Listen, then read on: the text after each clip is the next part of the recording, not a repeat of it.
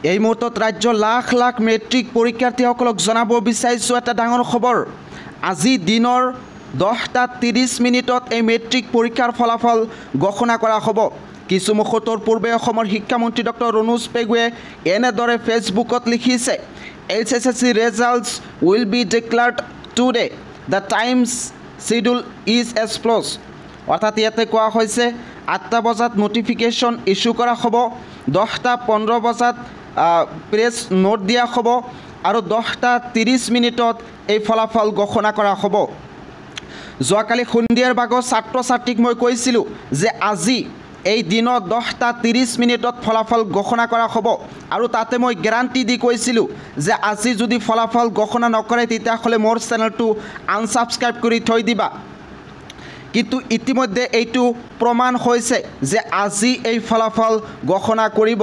মই এদিন আগতে ছাত্ৰ ছাত্ৰী কৈছিলোঁ, কিন্তু বহুতে মোক গালি দিছে, বেয়াকৈ কমেণ্ট কৰিছে, কিন্তু আজি এইটো সত্য বুলি প্ৰমাণিত হৈছে। এয়া মই লাইভ প্ৰুফ দেখুৱাব বিচাৰিছোঁ। কিছু মুহূৰ্তৰ পূৰ্বে অসমৰ শিক্ষামন্ত্ৰী ডক্টৰ ৰণোজ পেগুৱে ঘোষণা কৰিছে আজিৰ দিনৰ 10:30 এই ফলাফল ঘোষণা কৰিব।